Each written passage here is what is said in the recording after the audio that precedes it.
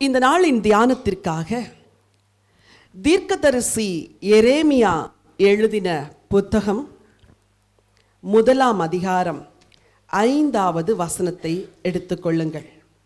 எரேமியா 1:5. நான் உன்னை தாயின் வயிற்றில் உருவாக்கும் முன்னே உன்னை அறிந்தேன், நீ கர்ப்பத்திலிருந்து வெளிப்படும் முன்னே நான் உன்னை பரிசுத்தம் பண்ணி உன்னை ஜாதிகளுக்கு தீர்க்கதரிசியாக கட்டளை இட்டேன். இந்த வார்த்தை தீர்க்கதரிசியாகிய எரேமியாவை ஆண்டவர் அழைக்கும் பொழுது அவனுக்கு சொன்ன ஒரு வார்த்தை. அவன் ஒரு வாலிபனாய் ஒரு இளைஞனாய் இருந்த பொழுது தேவனுடைய அழைப்பை பெற்றான். நான் பேச அறியாதவன் என்று சொல்லி தன் குறைவை தேவனிடத்தில் சொன்ன பொழுது, நீ சிறு பிள்ளை என்று சொல்லாதே, நான் உன்னோடு கூட இருக்கிறேன், உன் வாயில் நான் கொடுக்கிற வார்த்தைகளை நீ எல்லாருக்கும் போய் சொல் என்று அவனுடைய வாழ்க்கையை குறித்த தெய்வீக திட்டத்தை ஆண்டவர் வெளிப்படுத்தின அதிகாரம்தான் எரேமியா 1 அதிகாரம். ஆண்டவர் சொல்லுகிறார், நீ தாயின் கருவில் உருவாவதற்கு முன்பதாகவே நான் உன்னை தெரிந்து கொண்டேன், நான் உன்னை பரிசுத்தம் பண்ணினேன், உன்னை பெயர் சொல்லி அழைத்தேன். எதற்காக தெரியுமா? நீ ஜாதிகளுக்கு தீர்க்கதரிசியாய் மாற வேண்டும் என்று. இஸ்ரவேல் யூதா என்று தேசம் 2 பிரிந்த காலங்களிலே இஸ்ரவேல் அசீரியாவுக்கு சிறைப்பட்டு போயிற்று. யூதாவின் கடைசி ராஜாக்கள் ஆண்டு கொண்டிருந்த காலத்தில் தான் எரேமியாவின் ஊழியம் நடைபெறுகின்றது. இவருக்கு முன்பதாக ஏசாயா என்ற ஒரு பெரிய தீர்க்கன் ஊழியத்தை செய்தார். பிரம்மாண்டமான தீர்க்க தரிசனங்களை சொன்னார். எல்லாம் நிறைவேறியது, இன்னும் நிறைவேற காத்து கொண்டிருக்கிறது. எரேமியா ஒரு வாலிபன். அவனுக்குள் சந்தேகங்கள், குழப்பங்கள் இருந்த நாட்களில் ஆண்டவர் அவனிடத்தில் திட்டமாய் பேசி, இதுதான் உன் வாழ்க்கையை குறித்த என்னுடைய திட்டம் என்று தெளிவுபடுத்தினார். இன்றைக்கு ஒருவேளை இங்கு வந்து அமர்ந்திருக்கிற உங்களில் அநேகர், நான் ஏன் பிறந்தேன், நான் ஏன் வாழுகின்றேன், என் வாழ்வை குறித்து தேவனுடைய திட்டம்தான் என்ன என்று நீங்கள் பல நேரங்களில் ஆண்டவரிடத்தில் ஜெபம் செய்திருக்கலாம். என்னை கொண்டு என்ன செய்ய விருப்பமாக இருக்கிறீர் ஐயா, என் வாழ்க்கை குறித்த உடைய திட்டம் என்ன, ஏன் என்னை அழைத்தீர் என்றெல்லாம் நீங்கள் கேட்டுக்கொண்டிருந்திருக்கலாம். உங்களுக்குத்தான் ஆண்டவர் இன்றைக்கு பேசும்படி உங்களை அழைத்து கொண்டு வந்தார். ஆண்டவர் நித்திய திட்டங்கள் உடைய ஒரு தேவன். அவர் உலகத்தை உருவாக்குவதற்கு முன்பதாகவே நம்மையெல்லாம் தெரிந்து கொண்டார் என்று எபேசியர் 1 அதிகாரத்திலே சொல்லப்பட்டிருக்கிறது. எபேசியர் 1:3 ஆண்டவர் உன்னதங்களில் ஆவிக்குரிய சகல ஆசீர்வாதத்தால் நம்மை ஆசீர்வதித்தார் என்று வேதம் சொல்லுகிறது. ஆனால் அதே எபேசியர் நிருபத்திலே உலக தோற்றத்திற்கு முன்பதாகவே தேவன் நம்மை தெரிந்து கொண்டார் என்றும் வேதம் சொல்லுகிறது. தேவனுடைய திட்டங்கள் தெய்வீக திட்டங்கள், நித்தியமானவைகள். நன்றாய் கவனியுங்கள். ஆதியாகம புஸ்தகத்தில் இருந்து வெளிப்படுத்தின புத்தகம் வரைக்கும் தேவன் கிரியை செய்கிற விதம் ஒரு சங்கிலி கோர்த்தது போல, ஒன் ஆஃப்டர் அனதர் என்று சொல்லுவார்கள் அல்லவா, அதே போல மணி மணியாய் கோர்த்து வைக்கிறது போல தேவன் எல்லாவற்றையும் திட்டம் பண்ணி நிறைவேற்றுகிறார். உங்கள் வாழ்க்கையில் கூட நடக்கிற சகல காரியங்களும் நீங்கள் உண்மையாகவே உங்கள் வாழ்க்கையை தேவனுக்கு ஒப்பு கொடுத்திருந்தால் எல்லாம் தேவனுடைய இட்டர்னல் பிளான் படி, நித்திய திட்டத்தின்படி தான் நடக்கிறது என்பதில் எந்தவித சந்தேகமும் இல்லை. ஒரு வசனத்தை நான் வாசிக்க விரும்புகிறேன். அப்போஸ்தலர் நடபடிகள் 2 அதிகாரம் 22, இன்னொருவர் அப்போஸ்தலர் 3:22 வாசியுங்கள். இஸ்ரவேலரே, நான் சொல்லும் வார்த்தைகளை கேளுங்கள். நீங்கள் அறிந்திருக்கிறபடி நசரேயனாகிய இயேசுவை கொண்டு தேவன் உங்களுக்குள்ளே பலத்த செய்கைகளையும் அற்புதங்களையும் அடையாளங்களையும் நடப்பித்து அவைகளினாலே அவரை உங்களுக்கு வெளிப்படுத்தினார். அவைகளினாலே அவரை உங்களுக்கு வெளிப்படுத்தினார். அடுத்த வசனம் 3:23. அப்படி இருந்தும் தேவன்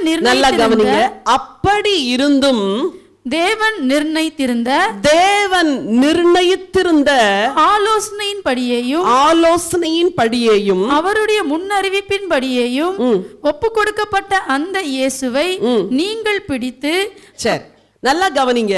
இந்த பிரசங்கத்தின் மிக முக்கியமான ஒரு செய்தி, நீங்கள் இயேசுவை கொலை செய்தீர்கள், ஆனால் நீங்கள் உங்கள் இஷ்டப்படி இயேசுவை கொலை செய்யவில்லை.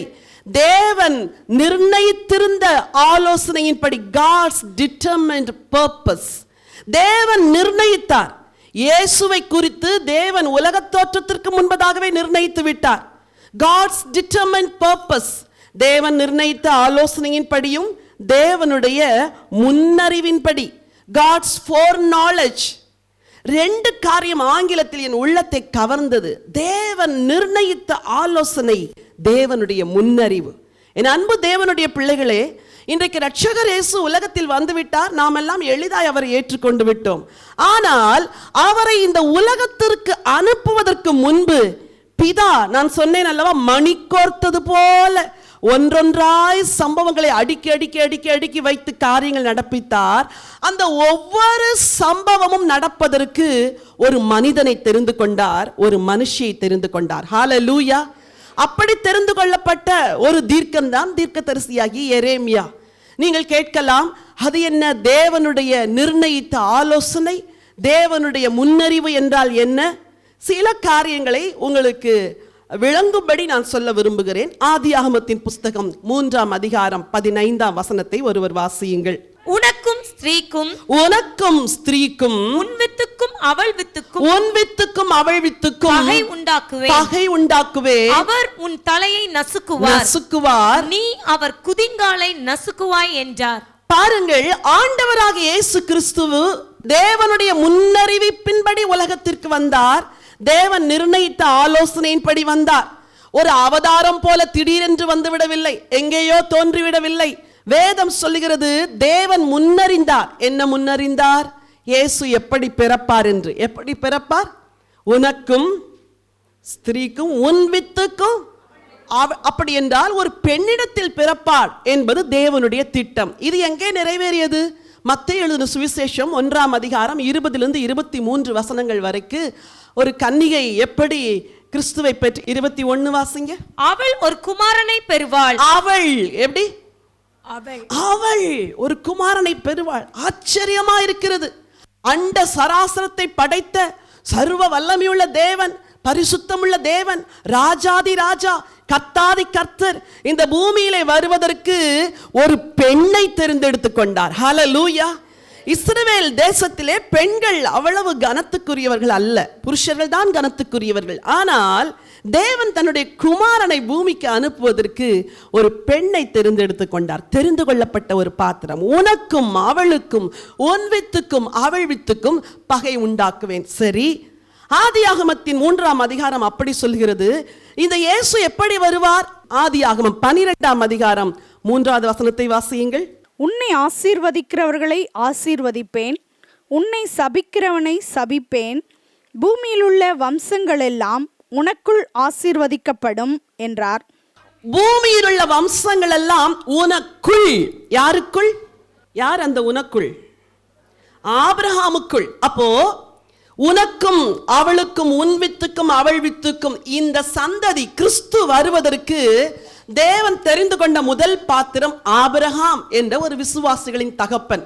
சொன்னார், உனக்கும் அவளுக்கும் உன் வித்துக்கும் அவள் வித்துக்கும். அப்படி என்றால் இதற்கு ஒரு பாத்திரம் தேவையாயிருந்தது. ஆபிரகாமை தெரிந்து கொண்டார். சொன்னார், உன் சந்ததிக்குள் பூமியில் உள்ள சகல வம்சங்களும் ஆசீர்வதிக்கப்படும். சரி, ஆபிரகாமுக்கு சந்ததி யார்? ஈசாக்கு. இது விசுவாசத்தை வர்த்திக்க பண்ணும்படி சில வசனங்களை வாசிக்க விரும்புகிறேன். ஆதியாகமம் 26:5 வாசிங்க. நான் உன் சந்ததியை வானத்து நட்சத்திரங்களை போல பெருக பண்ணி உன் சந்ததிக்கு இந்த தேசங்கள் யாவையும் தருவேன். உன் சந்திக்குள் அந்த வேர்ட் அண்டர்லைன் பண்ணுங்க. உன் சந்ததிக்குள் பூமியில் உள்ள சகல ஜாதிகளும் ஆசீர்வதிக்கப்படும். அந்த சந்ததி யார்? ஆண்டவராகிய இயேசு கிறிஸ்து. 3வது ஒரு வசனத்தை வாசியுங்கள். ஆதியாகமம் 28:14 வாசியுங்கள். உன் சந்ததி பூமியின் தூளை போல் இருக்கும். நீ மேற்கேயும் கிழக்கேயும் வடக்கேயும் தெற்கேயும் பரம்புவாய். உனக்குள்ளும் உன் சந்ததிக்குள்ளும்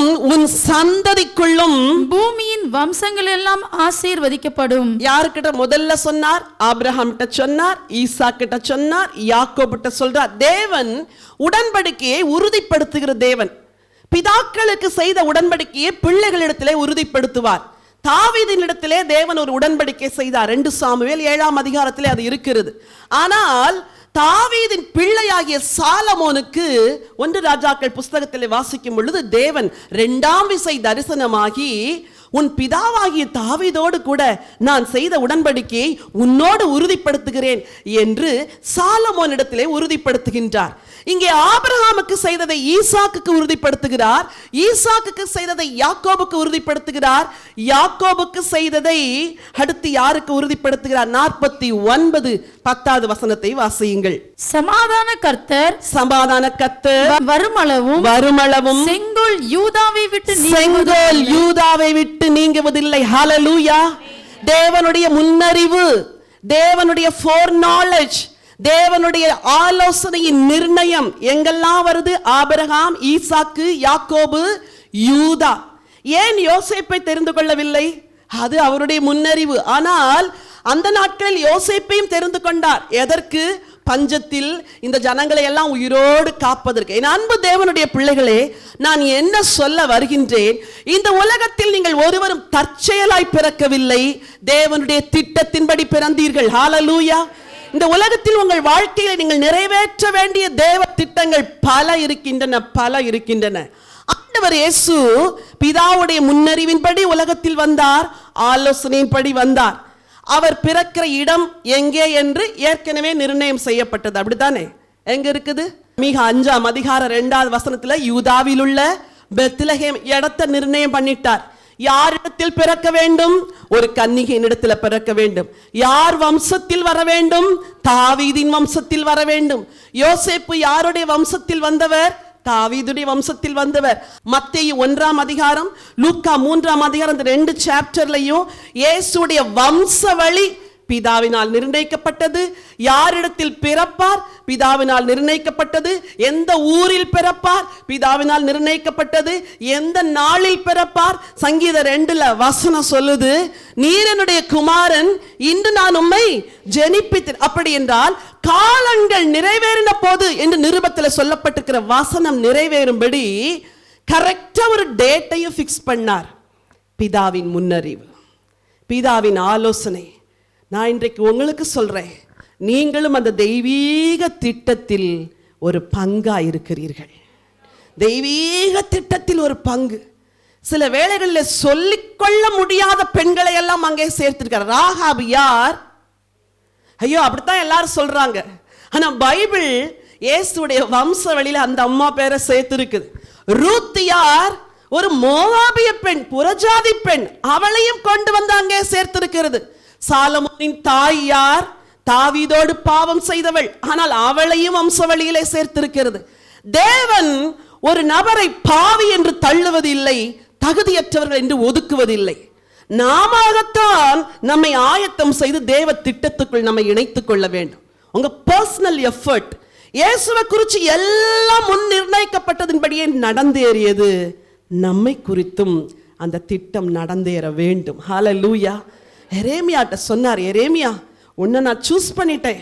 எரேமியா சொன்ன மிக முக்கியமான ஒரு ப்ராஃபசி எரேமியா 25:11. இந்த தேசம் எல்லாம் வனாந்தரமும் பாழுமாகும், இந்த ஜாதிகளோ 70 வருஷமாக பாபிலோன் ராஜாவை சேவிப்பார்கள். நல்லா கவனிங்க, சிறைப்பட்டு போயிட்டாங்க.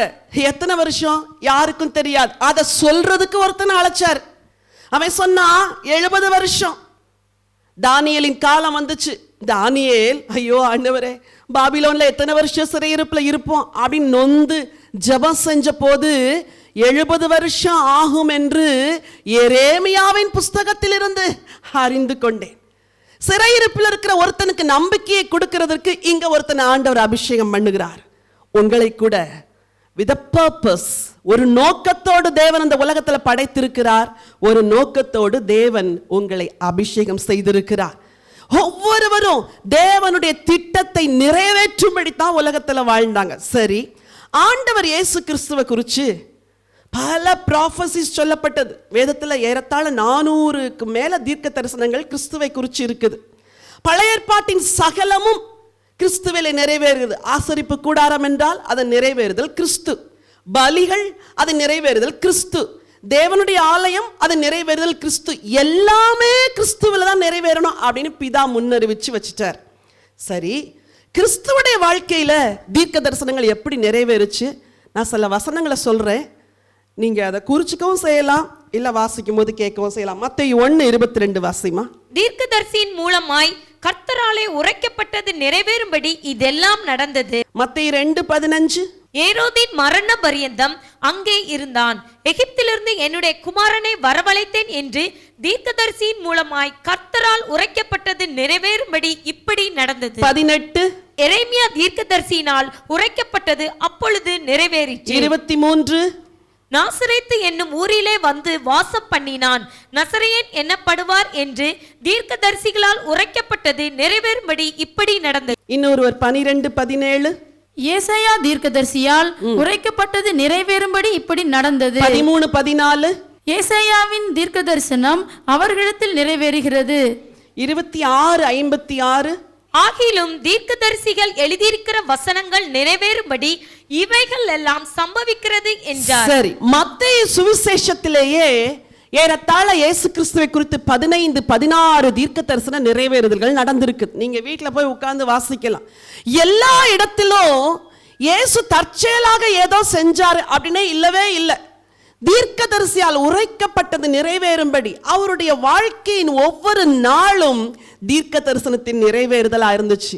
அப்படி என்றால் இதை கேட்கிற என்னை குறித்து என்ன, உங்க வாழ்க்கையின் ஒவ்வொரு நாளிலும் கூட ஒரு தீர்க்க தரிசன நிறைவேறுதலை நடத்தும்படி தான் நீங்க பூமியில வாழ்றீங்கிறத முதல்ல அறிந்து கொள்ள வேண்டும். ஹல்லேலூயா. You are here to fulfill God's prophecy. தேவன் உங்களை குறித்து எழுதி வச்சிருக்கிறார், பைபிள்ல எழுதி வச்சிருக்கிறார்.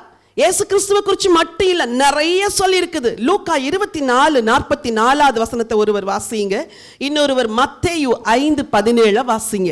அவர்களை நோக்கி, மோசேயின் நியாயப்பிரமாணத்திலும் தீர்க்கதரிசிகளின் ஆகமங்களிலும் சங்கீதங்களிலும் என்னை குறித்து எழுதியிருக்கிறவர்கள் எல்லாம் நிறைவேற வேண்டியதென்று நான் உங்களோடு இருந்தபோது உங்களுக்கு சொல்லிக் கொண்டு வந்த விசேஷங்கள் இவைகளே. நல்லா கவனிங்க, ஜீசஸை பத்தி எங்கெல்லாம் எழுதி இருக்குதா? மோசேயின் ஆகமங்கள், அப்புறம் நியாயப்பிரமாணத்துல, தீர்க்க தரிசன புஸ்தகத்துல, சங்கீதங்கள்ல.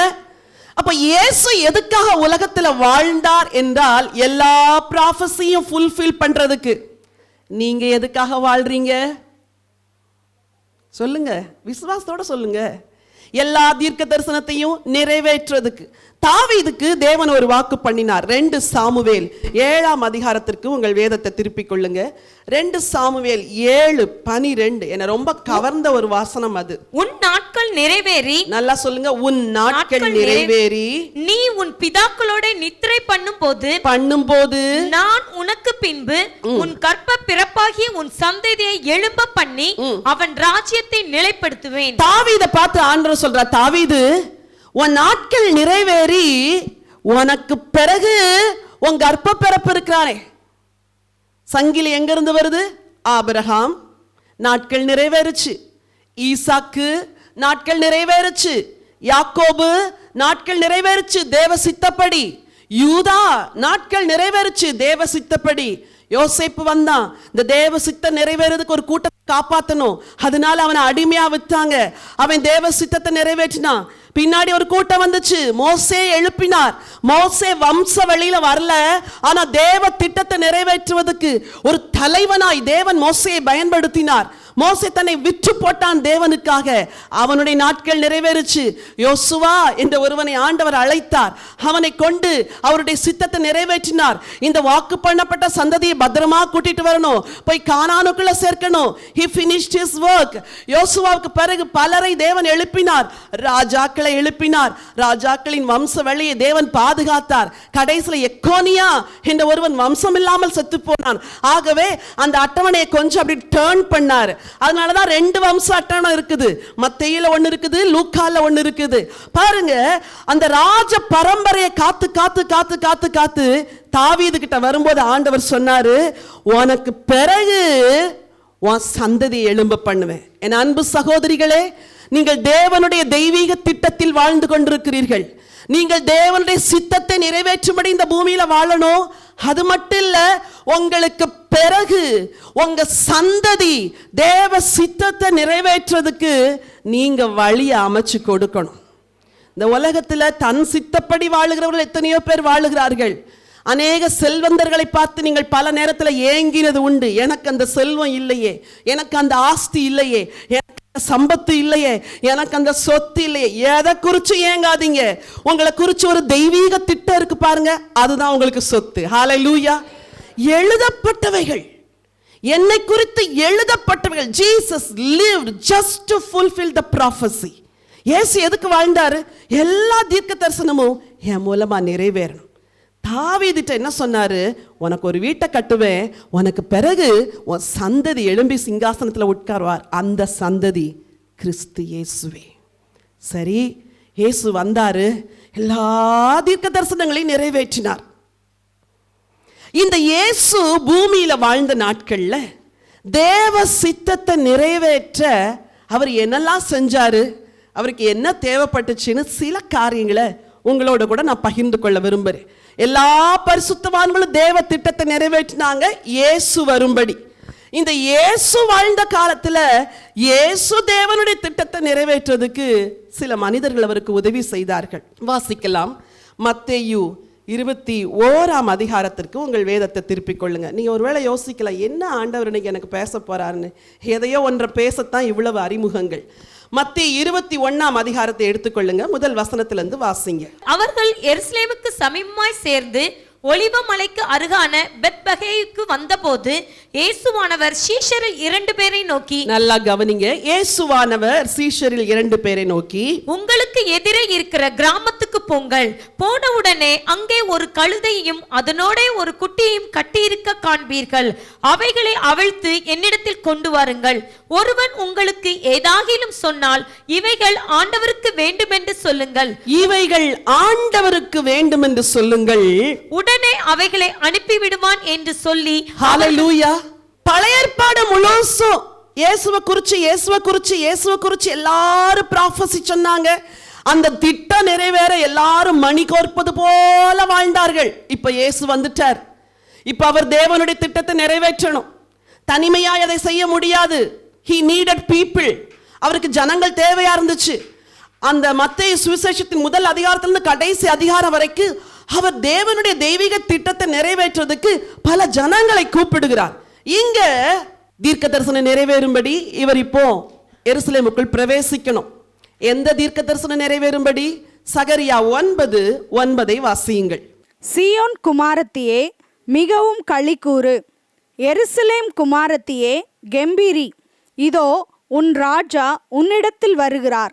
அவர் நீதியுள்ளவரும் ரட்சிக்கிறவரும் தாழ்மையுள்ளவரும் கழுதையின் மேலும் கழுதை குட்டியாகிய மரியின் மேலும் ஏறி வருகிறவருமாயிருக்கிறார். இந்த ப்ராஃபஸி நிறைவேறணும். எதன் மேல இயேசு ஏறி வரணும்? ஏன் கழுதையின் மேல ஏறி வரணும்? அந்த நாட்களிலே ராஜாக்களை கழுதையின் மேல் அமர்த்தி செல்வது அந்த நாட்களுக்குரிய கௌரவம். ஆகவே இந்த ராஜா எருசலேமுக்குள் வர வேண்டும். இவரை யூதர்கள் ராஜா என்று ஏற்கவில்லை. ஏனெனில் அவங்க என்ன ராஜாவை எதிர்பார்த்தாங்க தெரியுமா? பெரிய படை பலம் இருக்கணும், நல்ல பட்டயம் வாழெல்லாம் ஏந்து யுத்தம் செய்யணும், ரோம அரசாங்கத்திலிருந்து நமக்கு விடுதலை தரணும்னு நினைச்சாங்க. ஆனால் இந்த ராஜா சாந்தம் உள்ளவராய் தாழ்மையுள்ளவராய் ஏழையின் ரூபம் எடுத்து வந்தார். அதனால இவரை ராஜான்னு ஏத்துக்கலன்னா கூட பரவாயில்ல, தீர்க்க தரிசனம் நிறைவேறணும்.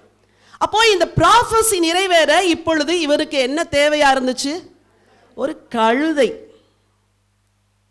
நீங்க யோசிக்கிறீங்களா? கழுதை போல இருக்கிறனே, நான் என்னத்துக்கு பிரயோஜனம் அப்படின்னு பல நேரத்தில் யோசிக்கிறோம். அந்த கழுதை கூட பாக்கியம் பெற்றது இயேசுவுடைய வாழ்வில் தீர்க்க தரிசனத்தை நிறைவேற்றுறதுக்கு. ஹல்லேலூயா.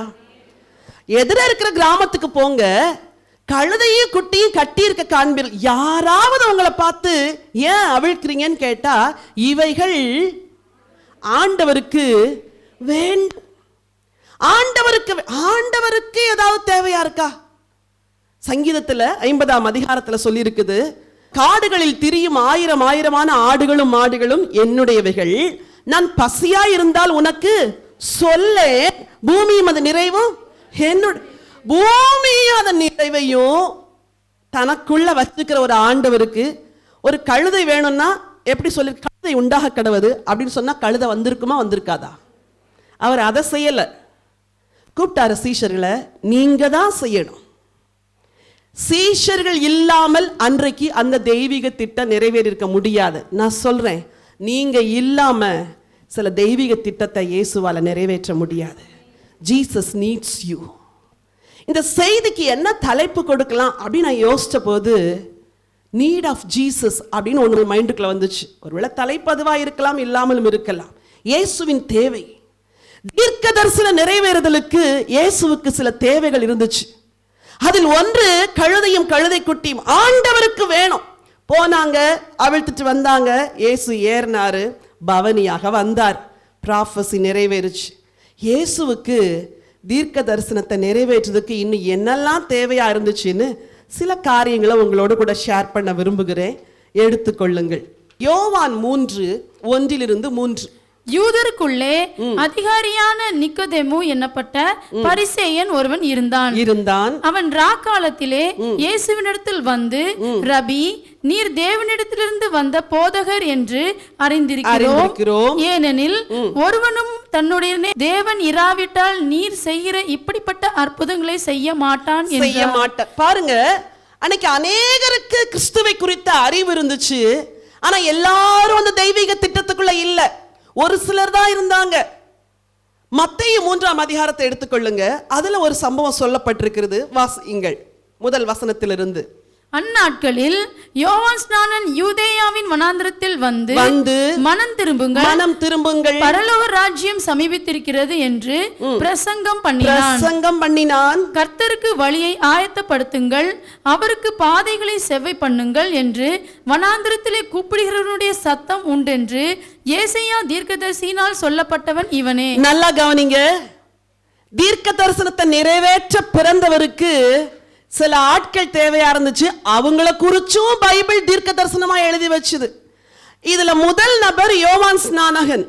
அதுக்கு முன்னாடி ஒரு நபர், அவங்க தாயும் தகப்பனும், சரியா, மரியாள். இரண்டாவது யோவான் ஸ்நானகன். இந்த யோவான் ஸ்நானகன் அவருக்கு முன்னோடியா இருப்பான் அப்படின்னு பைபிள்ல எங்க சொல்லி இருக்குது? ஏசாயா 40 கர்த்தருக்கு வழியை ஆயத்தப்படுத்துங்கள், அவருக்கு பாதைகளை செவ்வை பண்ணுங்கள் என்று வனாந்திரத்திலே கூப்பிடுகிறவனுடைய சத்தம். இந்த தம்பதியருக்கு நெடுநாளா பிள்ளை இல்லை. வேதம் முழுசும் ஆசீர்வாதமா வாழ்ந்த பல பாத்திரங்கள் ரொம்ப வருஷம் கழிச்சு தான் பிறந்தாங்க. ஈசாக்கு 25 வருஷம் கழிச்சு பிறந்தாரு. ஈசாக்குக்கு பிள்ளைகள் 20 வருஷம் கழிச்சு பிறந்தாங்க. அதே போல சாமுவேல் பல வருஷம் கழிச்சு பிறந்தார். எத்தனையோ பேருடைய வாழ்க்கையில தாமதித்து பிறந்த பிள்ளைங்க ஆசீர்வாதமா மாறுச்சு. இந்த பெற்றோர் தெய்வீக திட்டத்தை புரிஞ்சுட்டாங்க.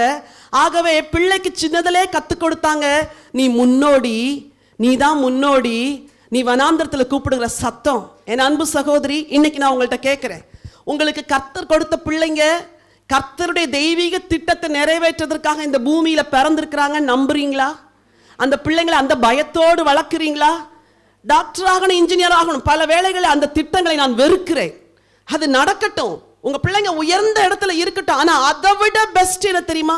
What is God's will about my child? என் பிள்ளைய குறித்து தேவ திட்டம் என்ன? பக்தியுள்ள யூத பெண்கள் அன்னைக்கு அப்படித்தான் தேவ திட்டத்தை தேடி தேடி கண்டுபிடிச்சு தங்கள் பிள்ளைகளுக்கு சொல்லி கொடுத்தாங்க. யோவானுக்கு அவங்க பெற்றோர் நிச்சயமா சொல்லியிருக்கணும். எப்படி சொன்னாங்க?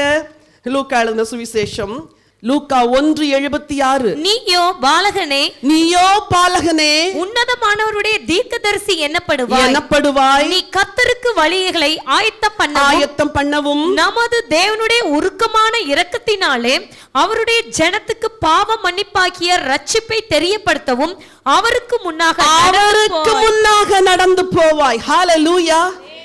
எப்படிப்பட்ட பெற்றோர் பாருங்கள், காத்திருந்தாங்க பிள்ளைக்காக. ஆனா காத்திருந்த காலத்திலே கர்த்தருடைய தெய்வீக திட்டத்தை கேட்டு வாங்கிட்டாங்க. பிள்ளை பிறக்குது, பிறந்த உடனே அப்பா ஆசீர்வாதம் சொல்றார், நீயோ பாலகனே உன்னதமானவருடைய தீர்க்கதரிசி எனப்படுவாய், கர்த்தருக்கு வழிகளை ஆயத்தம் பண்ண அவருக்கு முன்பாக நடந்து போவாய். என் அன்பு சகோதரிகளே, தேவனை நேசிக்கிற ஜெபிக்கிற தாய்மார்களே, உங்களை பார்த்து கேட்கிறேன், உங்க பிள்ளைங்களை குறித்த தேவ திட்டம் எது? நீங்க அந்த தெய்வீக திட்டத்தின் நடுவில் தான் இருக்கிறீங்க. அந்த தீர்க்க தரிசன நிறைவேறலுக்கு நடுவில் தான் நீங்க இருக்கிறீங்க. உங்களை குறிச்சு இந்த பூமியில ஒரு திட்டம் இருக்குது தேவனுக்கு. எரேமியாவை கர்ப்பத்தில் உருவாக்கும் போதே அந்த திட்டத்தை வச்சுதான் உருவாக்குனார். நீயோ பாலகனே உன்னதமானுடைய தீர்க்கதரிசி எனப்படுவாய். பிள்ளை பால் குடிக்கும் போதே அம்மா சொல்லி கொடுத்துருக்கோம், நீ தீர்க்கதரிசிப்பா, நீ ப்ராஃபெட்பா. பிள்ளை ஓடி ஆடி விளையாடும் போதே நீ ஒரு ப்ராஃபெட். பிள்ளை வாலிபனாய் வரும்பொழுது சொல்லியிருப்பாள், யூ ஆர் அ ப்ராஃபெட். என் அன்பு சகோதரிகளே, உலகத்தின் பார்வையில மேன்மையா தோன்ற திட்டங்கள் இன்னைக்கு கீழே தள்ளிட்டு தேவன் உங்களுக்கும் உங்க குடும்பத்துக்கு வச்சிருக்க திட்டத்தை இன்னைக்கு கேட்டு வாங்கணும். நீங்க கேட்டு வாங்கியே ஆகணும். இந்த திட்டத்தை புரிஞ்சு கொண்ட யோவான் கரெக்டா ஏற்ற வேளை வரும் பொழுது எல்லா வாலிபர்களும் உலகத்தை அனுபவிச்சாங்க.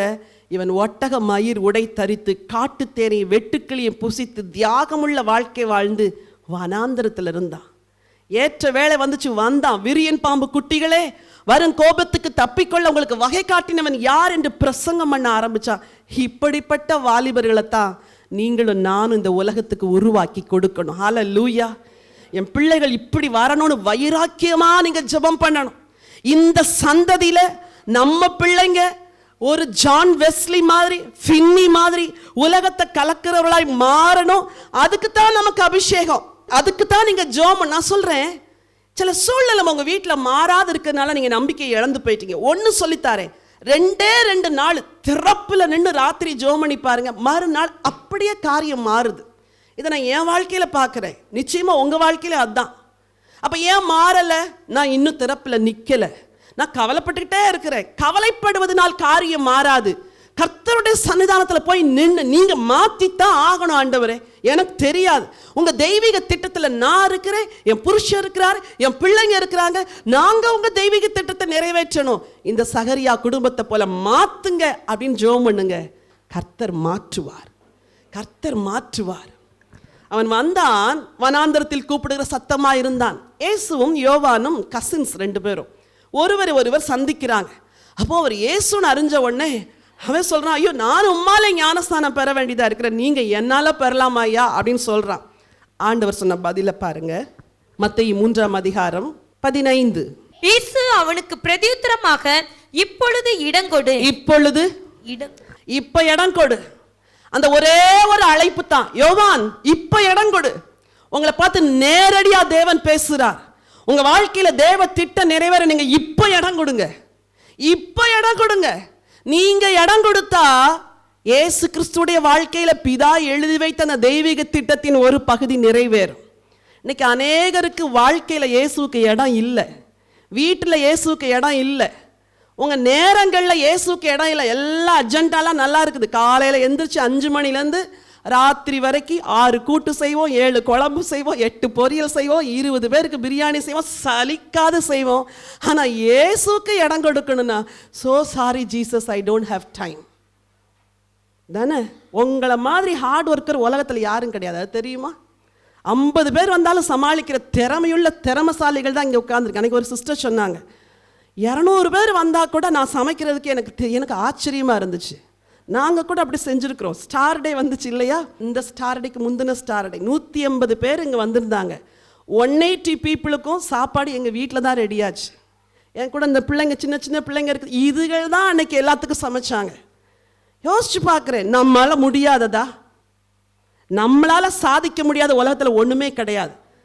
ஆனால் இடம் கொடுக்கல, இயேசு கிரியை செய்ய இடம் கொடுக்கல, இயேசுவுக்கு டைம் கொடுக்கல, இயேசுவுக்கு திட்டங்கள் நிறைவேறுவதற்கு இடம் கொடுக்க. இன்னைக்கு கர்த்தர் முகமுகமாய் பேசுகிறார், நீ இப்பொழுது இடம் கொடு. நீ உலகத்துக்கு வாழ்ந்தது போதும், உன் குடும்பத்துக்கே வாழ்ந்தது போதும், இப்ப எனக்கு இடம் கொடு. என் திட்டம் நிறைவேறணும், நான் ஞானஸ்தானம் எடுக்கணும், நீதான் அதை செய்யணும், நீதான் முன்னோடி. உங்களில் அநேகர் ஆண்டவருக்கு முன்னோடியாய் பிறந்திருக்கிறீர்கள். இந்த உலகத்தில் தேவனுடைய எழுப்புதல் வருவதற்கு நீங்க முழங்கால முடக்குன அந்த எழுப்புதல் வரும். ஹல்லேலூயா. அந்த தெய்வீக திட்டத்திலே யோசேப்பு இருந்தார், அந்த தெய்வீக திட்டத்திலே மரியாள் இருந்தார், அந்த தெய்வீக திட்டத்திலே யோவான் ஸ்நானகன் இருந்தார். ஒவ்வொருவரும் இயேசுவுக்கு தேவையா இருந்தாங்க. அவர் பெரிய தேவன், அவராவே எல்லாத்தையும் செஞ்சிருக்கலாம், செய்யல. நீட் ஆஃப் ஜீசஸ், இயேசுடைய தேவை மனிதர்கள், அதை செஞ்சாங்க. சரி, மத்தேயு 9:9 வாசிங்க. இயேசு அவ்விடம் விட்டு புறப்பட்டு போகையில் ஆயத்துறையில் உட்கார்ந்திருந்த மத்தேயு என்னும் ஒரு மனுஷனை கண்டு, எனக்கு பின் சென்று வா என்றார். எனக்கு பின் சென்று வா என்றான். அவன் எழுந்து அவருக்கு பின் சென்றான். மத்தேயு 9ஆம் அதிகாரத்துல எனக்கு பின் சென்று வா அப்படிங்கிறார். யாரை கூப்பிடுறாரு? சரி, அதே சாப்டர்ல நிறைய பேரை கூப்பிடுறாரு. நான் கேட்கிறேன், இந்த ஆட்கள் இல்லாம அவரால் தேவராஜ்யத்தை கட்ட முடியாதா? கூப்பிடுற ஆட்கள்லாம் PhD படித்தவங்களா? சொல்லுங்க. எம்ஏ, எம்ஃபில், எம்டெக்லாம் படித்த ஆட்களை கூப்பிடல. அவர் ஒருத்தர் மீன் பிடிக்கிறாரு. ஸ்டெடி பீப்புள் கிடையாது. 3.5 வருஷம் கூட இருந்தாங்க, எல்லா அற்புதத்தை செஞ்சாரு. ஏசு பரமேறின உடனே நான் மீன் பிடிக்க போகிறேன்னு போயிட்டார் ஒருத்தர் பழைய தொழிலுக்கு. அப்படிப்பட்ட ஓட்டைகளையும் உடசல்களையும் வச்சு தான் ஏசு தன்னுடைய ராஜ்யத்தை கட்டுறாரு. நீங்கள் நினைக்கக்கூடாது, லார்ட் எனக்கு குவாலிஃபிகேஷன் இல்லை ஆண்டவரே, நான் தகுதி இல்லை. இந்த தகுதியெல்லாம் ஏசுட்ட பேசாதீங்க. அவருக்கு தெரியும் நீங்கள் தகுதி இல்லைன்னு.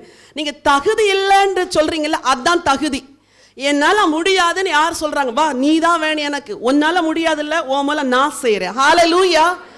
சாதாரண ஆள்களை கூப்பிடுறாரு, வா என் தெய்வீக திட்டத்தை நிறைவேற்றதுக்கு நீ வேணும். இன்னைக்கு நான் யாருக்கெல்லாம் பேசிட்டு இருக்கணும் எனக்கு தெரியல. ஆனால் இன்றைக்கு தேவன் கொடுக்கிற வார்த்தைகள் உங்களுக்கு தான். நீங்க இந்த வார்த்தைக்கு கீழ் படிஞ்சுதான் ஆகணும். வா என்னுடைய பின்பற்றி வா. வந்தாங்க. 1.5 வருஷம் ஊழியம் செஞ்சது மட்டும் இல்ல, உலகத்தையே கலக்கிட்டாங்க. ஹல்லேலூயா. நீங்க கேட்கலாம், நான் அப்படியே இயேசுக்கு பின்னாடி வந்துட முடியுமா? எனக்கு வேலை இருக்குது, பிஸ்னஸ். ஓகே, நீங்க பிஸ்னஸ் செய்யற ஒரு நபரா இருந்தா ஒரு கிங்டம் பிஸ்னஸ் உமனா நீங்க இருக்கணும். என்ன பிஸ்னஸ் உமன்? எப்படி? உதாரணம் சொல்றேன். அப்போஸ்தலர் நடபடிகள் 9ஆம் அதிகாரம் 39 வாசிங்க. பேதுரு எழுந்து அவர்களுடனே கூட போனான்.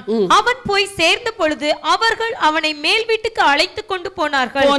அப்பொழுது விதவைகள் எல்லாரும் அழுது தொற்கால் தங்களுடனே கூட இருக்கையில் செய்திருந்த அங்கிகளையும் வஸ்திரங்களையும் காண்பித்து அவனை சூழ்ந்து நின்றார்கள். இந்த தொற்கால் என்ன, ஒருவேளை நான் இப்படி யோசிக்கிறேன், என்ன பண்ணிட்டு இருந்தா? யாருன்னா சும்மா ட்ரெஸ் ஸ்டிச் பண்ணுவாங்களா? அவங்க பிசினஸ் அதுவா இருந்திருக்கணும். பிசினஸ் பண்ணி அடுத்த பிசினஸ்ல இந்த அம்மா இன்வெஸ்ட் பண்ணல. என்ன பண்ணாங்க? ஏழைகளுக்கு, விதவைகளுக்கு அங்கிகளையும் வஸ்திரங்களையும் கொடுத்தாங்க. Kingdom business woman.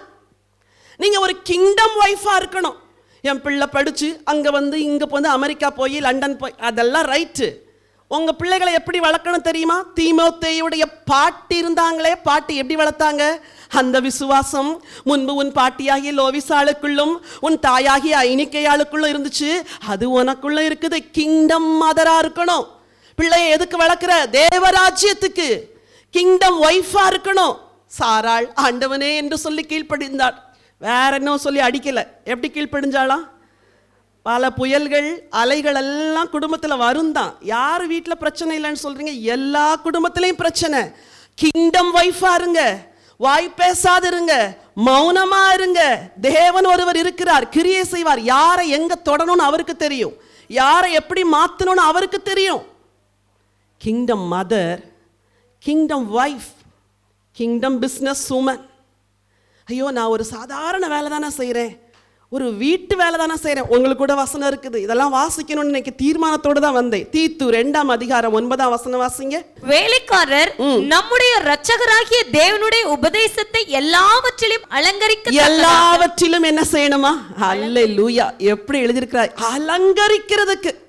கிறிஸ்துவுடைய உபதேசத்தை அலங்கரிக்கிறதுக்கு தான் நம்மளை வச்சிருக்கிறார். ஓகே, தங்கள் எஜமான்களுக்கு கீழ்ப்படிந்திருந்து எதிர்த்து பேசாமல் எல்லாவற்றிலும் பிரியமுண்டாக நடந்து கொள்ளவும் திருடாமல் இருந்து சகல விதத்திலும் நல்லுண்மையை காண்பிக்கவும் புத்தி சொல்லு. சரி, கிங்டம் ஒர்க்கர்ஸ்.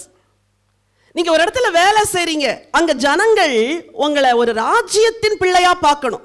கிங்டம் கேட்டா என்ன வேலை செய்ய? நான் ஒரு டீச்சர், நான் கிங்டம் டீச்சர்.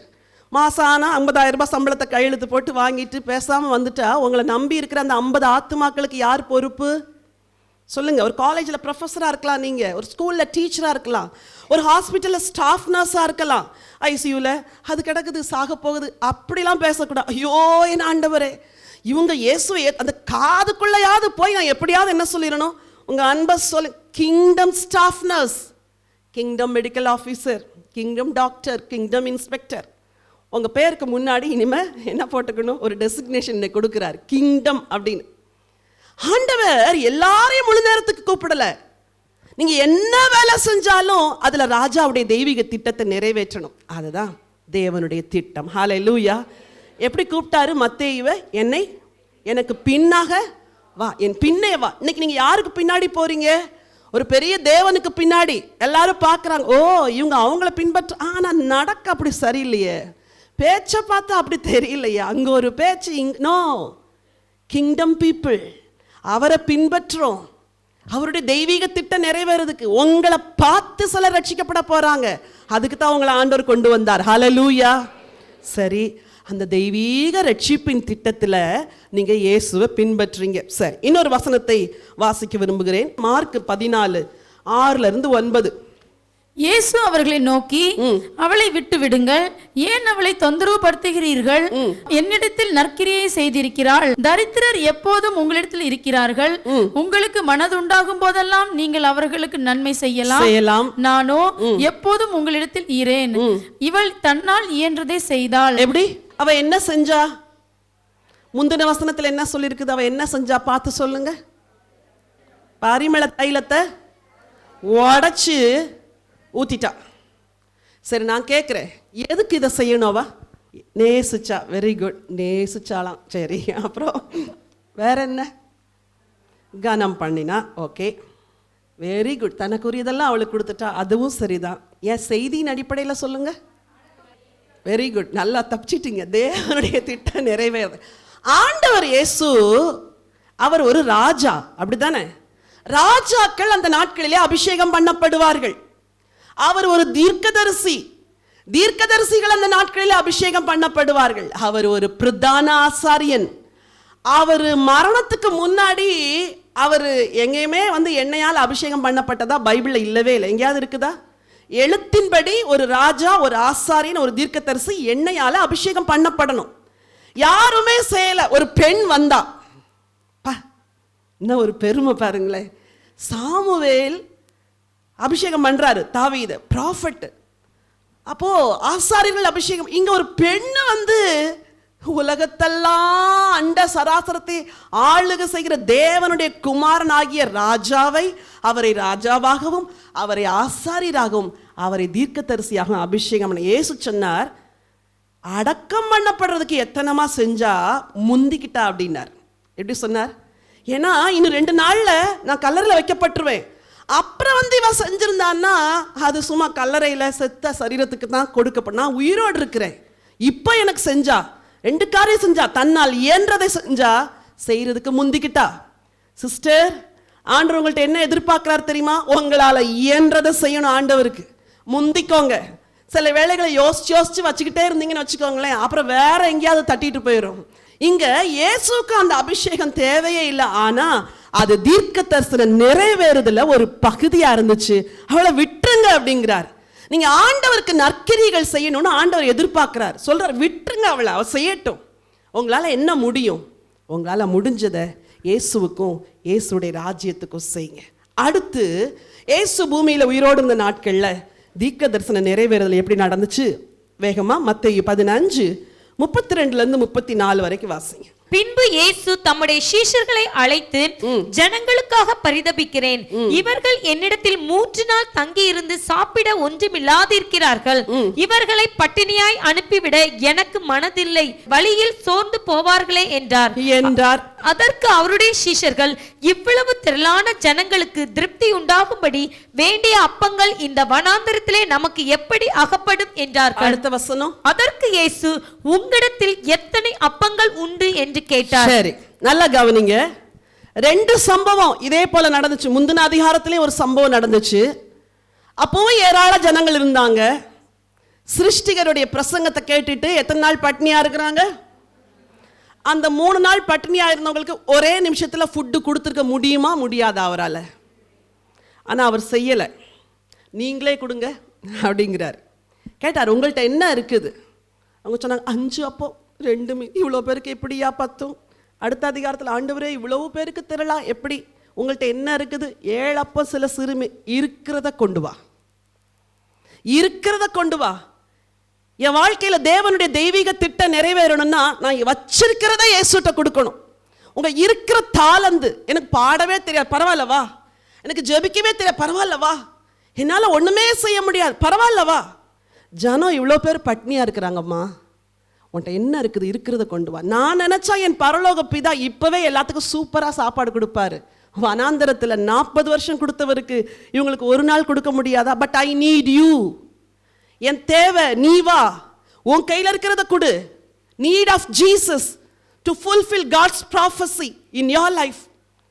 உன் கையில் இருக்கிறத இயேசு கொடு, அவர் தெய்வீக திட்டத்தை நிறைவேறட்டும். ஜனங்கள் எத்தனை பேர் ஆண்டவரை அறியாத ஆத்தும பட்டினியில் இருக்காங்க தெரியுமா? இன்னைக்கு நமக்கு செழிப்புக்கு மேல செழிப்பு, ஆசீர்வாதத்துக்கு மேல ஆசீர்வாதம், ஆனால் பட்டினியா தவிக்கிறவங்களை நினைக்க மாட்டேங்கிறோம். ஆண்டவருக்கு நம்ம கையில் இருக்கிறத ஒப்பு கொடுப்போம். ராஜா, உங்கள் தெய்வீக திட்டம் நிறைவேறதுக்கு, அந்த தீர்க்க தரிசனத்தின் நிறைவேறுதலுக்கு என்ன நான் ஒப்பு கொடுக்குறேன்.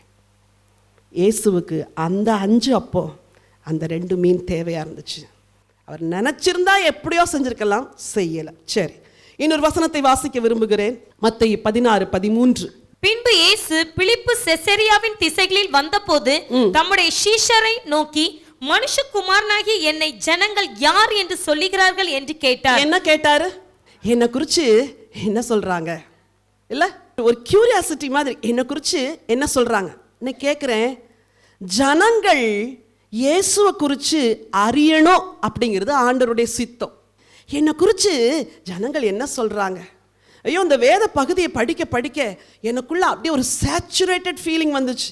எப்படி ஆண்டவரே, உங்களுடைய தீர்க்க தரிசனங்களெல்லாம் இப்படி இதுக்கு ரிலேட்டடாக நான் சில ஸ்டடி மெட்டீரியல்ஸ்லாம் எடுத்து படித்தா என்னால் கிரகிக்கவே முடியல. அவ்வளோ ஆச்சரியமாக இருந்துச்சு. இவ்வளோ உண்மை குறித்து அறிகிற அந்த அறிவு என்ற செல்வத்தை கொடுத்தீங்களே, உங்களுக்கு நன்றிப்பான்னு சொன்னேன். இன்னைக்கு அநேக ஜனங்கள் ஆண்டவரை அறியணும், அதுதான் ஆண்டவருடைய சித்தம். நிறைய இருக்குது. ஒரே ஒரு வசனத்தை மட்டும் சொல்லி முடிக்க விரும்புகிறேன். இயேசுவின் தேவை. மத்தேயு 26:38 வாசிங்க. அப்பொழுது அவர், என் ஆத்துமா மரணத்துக்கு ஏதுவான துக்கம் கொண்டிருக்கிறது, நீங்கள் இங்கே தங்கி என்னோட கூட விழித்திருங்கள் என்று சொல்லி என்ன சொல்றாரா? என் ஆத்துமா மரணத்துக்கு ஏதுவாக துக்கம் கொண்டிருக்குது, வெயிட் பண்ணுங்க, நான் போய் ஜெபம் பண்ணிட்டு வரேன் அப்படி சொல்லல. என்ன சொன்னாரு? நீ என் கூட, நீயும் நானும், நம்ம 2 பேரும் ஜெபம் பண்ணணும், ப்ளீஸ் வந்துடுறியா? இன்னைக்கு உங்களுக்காக மட்டும் எவ்வளோ நாள் ஜெபம் பண்ணுவீங்க? இயேசுவோடு கூட சேர்ந்து அவருடைய இருதயத்தின் பாரத்தை உங்கள் பாரமாக எடுத்து ஜெபம் பண்ணுங்க. என்னோடு கூட நீ விழித்திரு. கடைசியா யோவான் எழுதின சுவிசேஷம் 21:5 வசனம். இயேசு அவர்களை நோக்கி, பிள்ளைகளே, புசிக்கிறதற்கு ஏதாகிலும் உங்களிடத்தில் உண்டா என்றார். அதற்கு அவர்கள் ஒன்றுமில்லை என்றார்கள். எப்படியா? இயேசு உயிர்த்தெழுந்துட்டாரு, பேதுரு மீன் பிடிக்க போயிட்டார், பழைய வாழ்க்கை. இன்னைக்கு அநேகர் ஆண்டவருடைய அபரிமிதமான அன்பை ருசிச்சு கூட பின்மாற்றத்துக்குள்ள போயிட்டாங்க. ஆனா அவங்க வேணும் இயேசுவுக்கு. நீ தான் வேணும். நீ பின்மாறிட்ட, நீ சோர்ந்து போயிட்ட, நீ பல நாள் என்ன தேடல, ஆனா நீ தான் எனக்கு வேணும்ட்டு வந்து, பேதுருவே, உன்னை குறித்து தெய்வீக திட்டம் நிறைவேறணும், அதான் உன்னை தேடி வந்திருக்கிறேன். உன்கிட்ட புசிக்கிறதுக்கு ஏதாவது இருக்குதா? கேட்குறவர் யாரு? சங்கீதம் 50 சொல்லுது, பூமியும் அந்த நிறைவு என்னுடைய, எனக்கு பசிச்சா நான் உன்கிட்ட சொல்ல மாட்டேன் அப்படின்னு சொன்ன அதே ஆண்டவர் உன்கிட்ட ஏதாவது சாப்பிட்றதுக்கு இருக்குதான்னு கேட்குறாரு. அவர் சொல்றாரு, ஒண்ணுமே இல்லை, வலதுபுற வலையை போடு. 153 மீன்கள் நிறைந்த பெரிய வலையை இழுக்க முடியாமல் இழுத்தாங்க. இப்போ சொல்லு, உன் தேவைகளை நான் சந்திப்பேனா சந்திக்க மாட்டேனா? வா, உன்னாலே 3000 பேர் மனம் திரும்ப வேண்டியது இருக்கிறது, உன்னாலே சபை கட்டப்பட வேண்டியது இருக்குது, உன்னாலே ஒரு கூட்டம் எழும்ப வேண்டியதுக்கு, எழுப்புதல் ஓ மூலமா வரணும். பேதுருவே, நீ எல்லாரையும் கூட்டிட்டு பின்மாற்றத்துக்குள்ள போயிட்டியே, கம் என்று இயேசு பேதுருவை அழைத்தார். இவைகள் ஆண்டவருக்கு வேண்டும். ஏன் தெரியுமா? நம்ம தியானிச்ச இந்த எல்லா வசனத்திலையுமே இயேசுவின் புவி வாழ்விலே அவருடைய தெய்வீக திட்டத்தை நிறைவேற்றுறதுக்கு அவரோடு கூட நின்ற மனிதர்கள், பொருட்களை தியானிச்சோம். நீங்க எங்க இருக்கிறீங்க? எரேமியாவை தாயின் கருவில உருவாங்கினவர் தன் தீர்க்க தரிசன திட்டம் நிறைவேற்றும்படி உருவாக்கினார். உங்களை குறித்து பெரிய திட்டம் இருக்குது, உங்கள் பிள்ளைகளை குறித்து பெரிய திட்டம் இருக்குது. தாவீது தன் காலத்தில் ஊழியத்தை நிறைவேற்றின பிறகு பிள்ளையை தேர்ந்தெடுத்தார். நம்மிலும் தேவன் அதை நடப்பிக்க வேண்டும். எல்லாரும் இருக்கிற இடங்களை எழும்பி இருக்கலாம். தயவுசெய்து போயிடாதீங்க. ஒரு 5 நிமிஷம் இந்த ஜெபத்தில் நம்ம எல்லாரும் நம்மளை ஆண்டவர் கையில் ஒப்பு கொடுத்து நம்ம கடந்து செல்ல போகிறோம். ஹல்லேலூயா, ஹல்லேலூயா.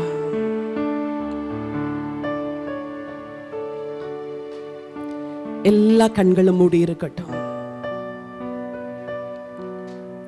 அண்ட சராசரத்தை படைத்த தேவன் அழகான ஒரு திட்டத்தை மனிதருடைய ரட்சிப்புக்கு என்று உருவாக்கி முன்குறித்து வைத்தார்.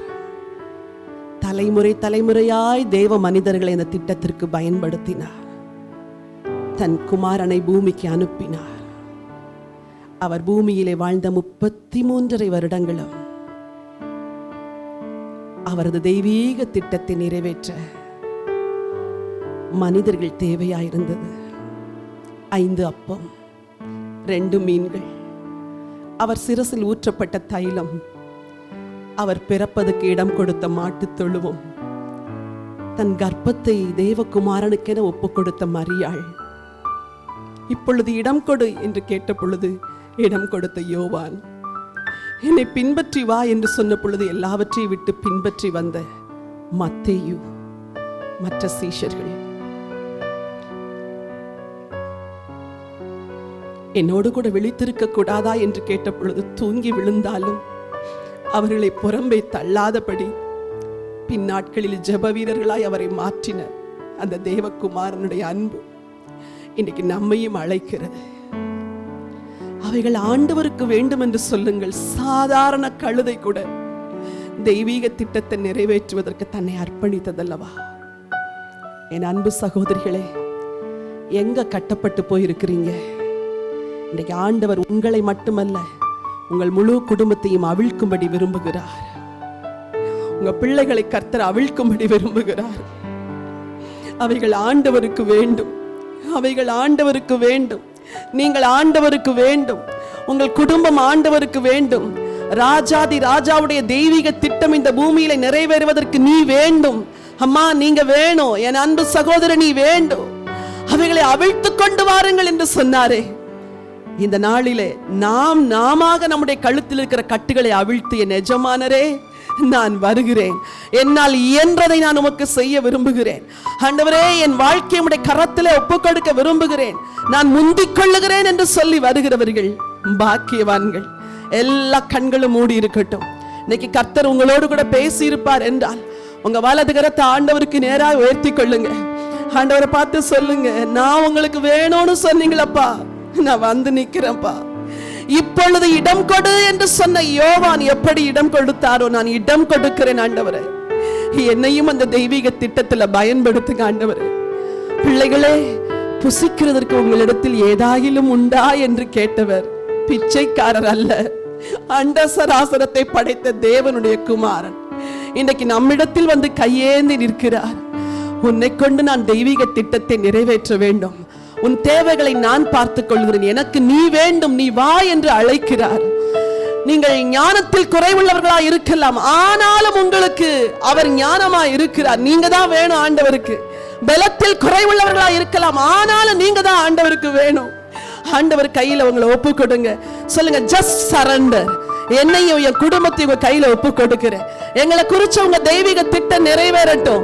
மணி கோர்ப்பது போல நீ கோர்த்து கொண்டு வருகிற அந்த தெய்வீக திட்டத்துல நான் என்னையை இணைச்சுக்கிறேன் ஆண்டவரே, நான் என்னையை இணைச்சுக்கிறேன். பலர் ஓடி போனார்கள், பலர் பின்வாங்கி போனார்கள், பலர் தூரமாய் போனார்கள். நான் இன்றைக்கு உம்மண்டை வருகிறேன் ஆண்டவர்.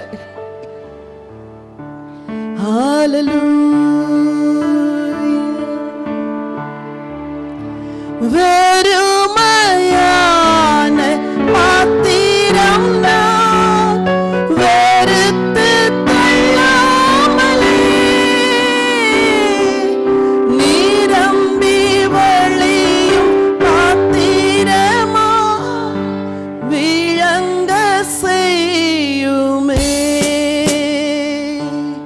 வேதத்தில் காணும் பாத்திரமெல்லாம் இயேசுவை போற்றிடுதே. என்னையும் அவ்வித பாத்திரமா வரைந்து கொள்ளுமே. புயவனே புயவனே படைப்பின் காரணரே, களி மண்ணான என்னையுமே கண்ணோக்கி பார்த்திடுவே. இந்த நாளில் உங்களில் எத்தனை பேர் உங்க வாழ்க்கையை முழுசா ஆண்டவருக்கு ஒப்பு கொடுக்க விரும்புறீங்க? நான் இவ்வளவு நாள் இந்த தெய்வீக திட்டத்தை அறியாதிருந்தேன். இன்னைக்கு அறிந்து கொண்டேன். நான் ஆண்டவருக்கு வேண்டும் என்று அவர் சொன்னாரே, என்னை அர்ப்பணிக்கிறேன். ஜஸ்ட் ஒரே ஒரு வார்த்தை, என்னை அர்ப்பணிக்கிற ஆண்டவரே, தொடர்ந்து நான் செய்ய வேண்டுவதை நீரே எனக்கு போதிப்பீராக. இன்னைக்கு உங்க அர்ப்பணம் தேவ ராஜ்யத்திற்கு பலத்த ஆதாயம், பலத்த லாபம், பிசாசுக்கு பலத்த நஷ்டம். இன்னைக்கு பிசாசின் ராஜ்யத்துக்கு நஷ்டம் உண்டாக்கும்படி நீங்க தேவ ராஜ்யத்திற்கென்று உங்களை ஒப்பு கொடுத்திருக்கிறீர்கள். கர்த்தரை அங்கீகரித்திருக்கிறார். இன்றிலிருந்து தேவன் உங்கள் வாழ்க்கையில கிரியை செய்வார். பேதுருவுக்கு தேவன் செய்த ஒரே ஒரு காரியம், அவர் மேல அபிஷேகத்தை ஊற்றினார். அந்த அபிஷேகம் அவரை வேறு மனிதனாய் மாற்றியது. Sister, all you need is God's anointing. உங்களுக்கு ஞானம் இல்லைன்னா பரவாயில்ல, பலன் இல்லைன்னா பரவாயில்ல, குடும்ப சப்போர்ட் இல்லைன்னா பரவாயில்ல, உங்க மேல தேவன் தன்னுடைய அபிஷேகத்தை ஊற்றி உங்களை வல்லமையாய் பயன்படுத்த போகிறார். நன்றி ஆண்டவரே. எல்லாரும் கரங்களை தட்டி ஆண்டவருக்கு நன்றி சொல்லலாமா? Thank you Holy Spirit, thank you Holy Spirit. ஒவ்வொருவரையும் அங்கீகரித்ததற்காய் கோடான கோடி ஸ்தோத்திரப்பா. அன்பின் பரலோக பிதாவே, நல்ல வேளைக்காக நன்றியோடு உம்மை ஸ்தோத்திரிக்கிறோம். ஆண்டவருக்கு வேண்டும் என்று எங்களை எல்லாம் அழைத்த உம்முடைய அன்புக்காய் ஸ்தோத்திரம். நீர் பூமியில வாழ்ந்த நாட்களில் யாரெல்லாம் உமக்கு வேண்டும் என்று வந்தார்களோ, அது போல இன்றைக்கு உம்முடைய பிள்ளைகள் உமக்கு வேண்டும் என்ற சத்தத்தை கேட்டு உம்மண்டை வந்திருக்கிறார்கள் அப்பா.